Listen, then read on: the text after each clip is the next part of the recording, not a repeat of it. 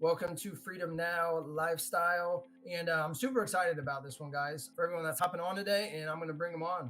So, welcome, Jonathan, here. What's up, man? Dude, I'm super excited to be here. Thanks for having me on. I had some questions here. I want to just kind of like dive into and find out, like how did you ultimately really decide that's what you want to do? Like get going online, right? Like what got you introduced to it? Yeah, that's a great question, man. Well, I started my job as an engineer. At the time, it was my dream job, right? Like it was like all I Yeah. wanted at the time. Yeah. So I finally got that job and I was happy at first. I was making good money. I think I started out at like 60,000 a year. The one thing that really hit me, man, and this is something I really haven't talked about, is this guy. His name is Fred. Okay, so he was about to retire, man. Like every single day, he would tell us, "I have 535 days until I retire," and the next day, 533, 530, and like he would keep telling us this. I'm like, well, what are you gonna do, man? Once you retire, I'm gonna move to Hawaii. I'm gonna, live my life and have freedom. I was like, okay, cool. Like, that's awesome. But then I realized I'm like, I didn't want that. I didn't want to wake up one day at 60 years old and finally have time and financial freedom. So I started looking at things, man, like cryptocurrency, e-commerce. I had an e-commerce store, Amazon FBA, all this stuff, man. And, long story short, I kind of failed at all those things. And then that's what kind of led me to affiliate marketing in May of 2019. So yeah, that's kind of what led me to it, man. Okay. I had another question. You kind of tied into that. And what would you say was like the big turning point for you, or where things like started to click a little more and made more sense to where you could really see like the possibilities of what this could potentially turn into long term? Like I said, I did a lot of other things when I started. Like I always thought like, okay, this is the thing that's going to get me out of my job. I was thinking like, oh, I'm going to do this and I'm going to build this store, throw it online. I'm going to make $100,000 the next month. Right. So I had this kind of like short-term mindset. When I got into affiliate marketing, I was smarter, right? So I looked at it as a long-term thing. I was like, okay, you know what? I'm gonna build my brand. I'm gonna build my email list, build my YouTube channel, and no matter how long it takes, as long as I just need to get out of this job. I started doing a YouTube video a day, building my email list slowly. This time I had the long-term mindset. I was like, okay, I'm gonna do things the right way. I'm not just gonna try to get rich quick, because that's what I was trying to do with the other things, right? So I would say the thing when it actually clicked is when I got my first high ticket sale. It was actually when my daughter was about to be born. I always tell my wife my daughter kind of saved me, because I had that 6 weeks where literally I didn't have to go to work and I was getting paid. So that was really cool, because I literally put all my time into working. So that was the thing that clicked, man. I started looking at patterns. Like, what did I do? What kind of content did I create? Oh, this is the thing that got me that first $1,000 sale. How do I 2x this? How do I 5x this? So I started doing that, which for me was creating YouTube videos. So yeah, man. So I'm not sure who asked this, but I'm going to pull it up here. Oh yeah. Okay. So how long did I start to earning larger commissions? I want to say about 4 months. Yeah. So 4 months, I earned my first high ticket commission. I want to ask this too. What would you say to like somebody starting out? Like if you had to just say like one specific thing to them and really trying to get going online, like what would that be? I personally have taken multiple courses. I've been with multiple mentors. What I recommend is you really got to find somebody, a mentor or a course, or someone that you really resonate with and you really trust, okay?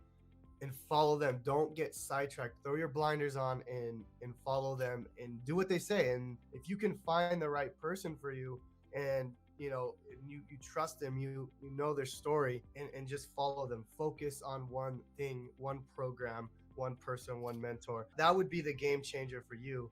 Where you talk about seeing that first high ticket sale come through, right? And reverse engineering that process. How important is it for somebody early on to really like understand and see what their process looks like? Could you touch base on that? Because I know you have quite a bit like within your structure of what you do. Yeah, I mean, you have to figure out, how am I going to take someone through the process? How do I want their experience to be, right? But when I started, my main strategy was long form content. We didn't have TikTok. I would create long form videos on YouTube. I would take people through my YouTube videos. I would have a call to action, right? Hey, if you want to learn more, if you want to dive deeper, if you want to go through the same process I'm going through to quit my job, click the YouTube description down below, right?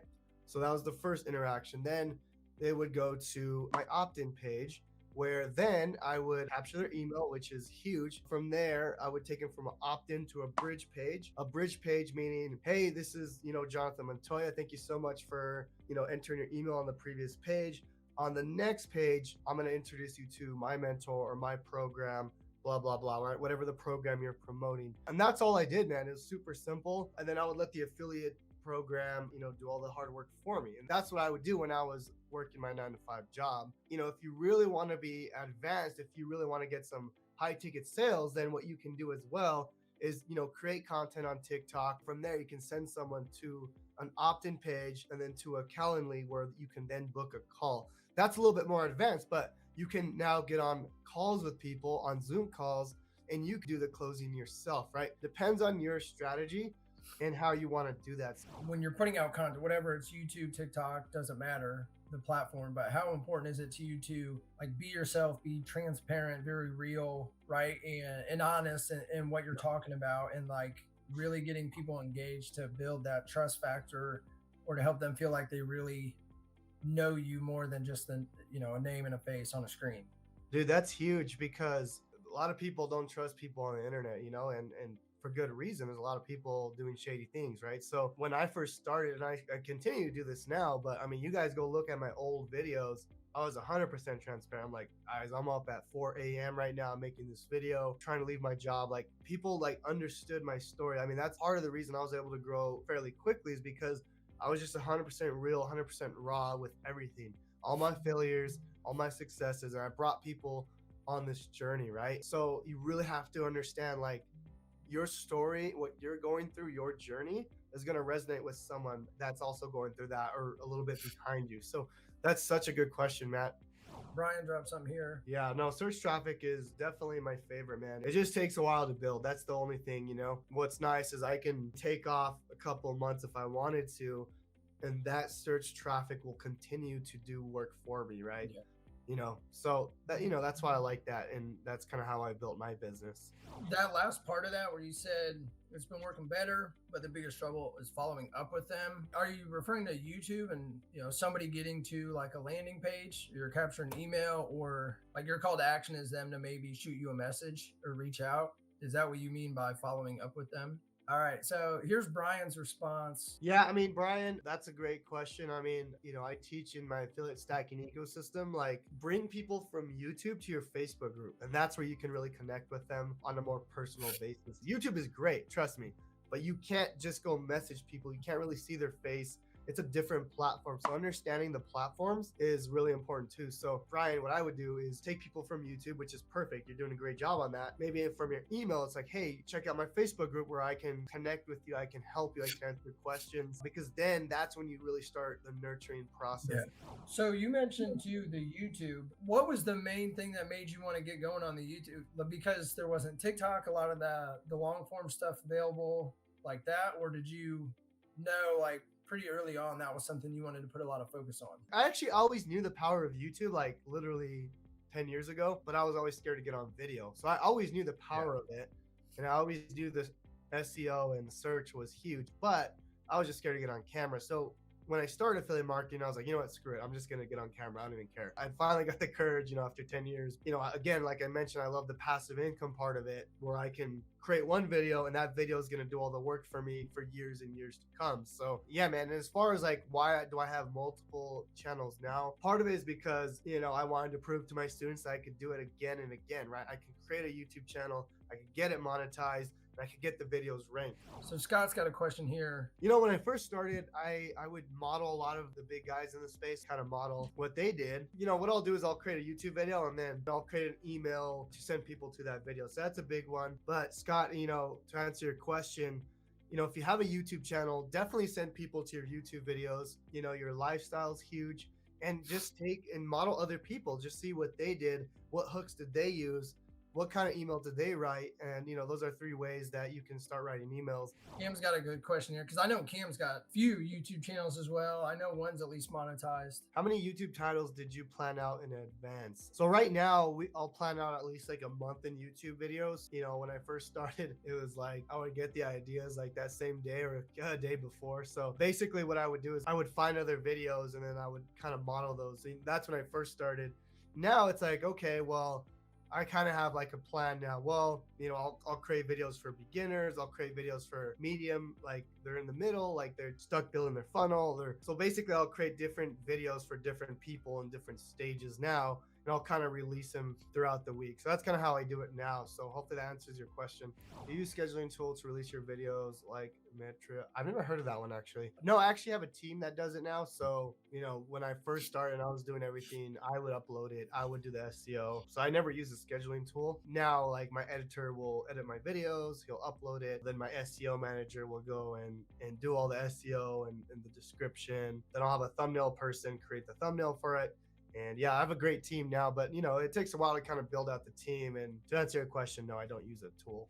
What would you say starting out? 'Cause I think we all get stuck in the mindset of everything needs to be perfect. It needs to look great. And just encouraging people, or what piece of advice you would give to just start doing it, right? Like, I don't have anything fancy. This is just all done on my laptop. I don't have, 4K camera, no microphone. I don't really know fancy editing skills on YouTube videos. So mine were all filmed like one shot. And so like, what's a piece of advice or key tip you could give somebody starting out, putting stuff out there? I think that was one of my biggest things that helped me was like I didn't care like if things were perfect. I would literally do the same thing, Matt. I would create one video and it was raw. I would mess up a lot. I would a lot of pauses. I would just throw it up there. I didn't have a team. I didn't know how to edit. But yeah, man, that's such a thing that holds people back, is like thinking they have to be perfect. Like, no, just throw it out there and you'll get better as you continue to create content. But you're not going to learn if you're always so like a perfectionist. Just throw it out there and you'll figure it out. Like, that's why I would do a video a day, because I wanted to hone in on that skill. So yeah, great question.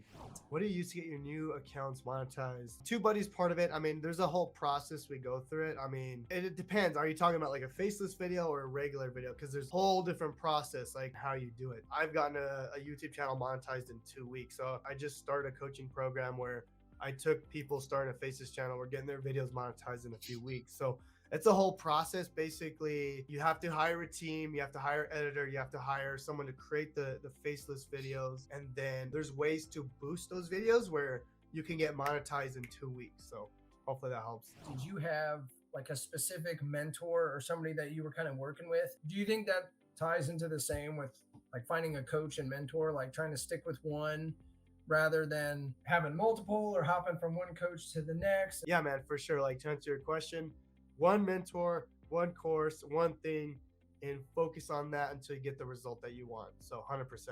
So one thing, because I've found this to be true over and over, like mindset piece of advice, whether you're like brand new, just starting, or even if you things start going good, I think people, no matter where you're at, you're just going to have a tough or shitty day.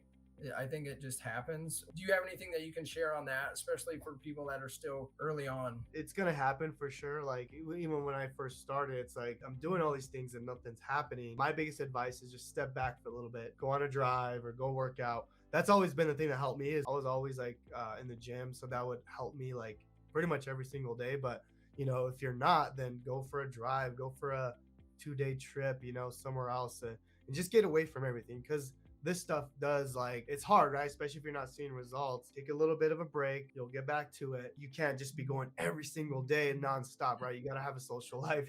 Definitely take care of yourself, guys, because at the end of the day, health is number one, 100%. Well, thank you so much for having me on, Matt. I appreciate you doing it. I really do, man. Thank See you you guys.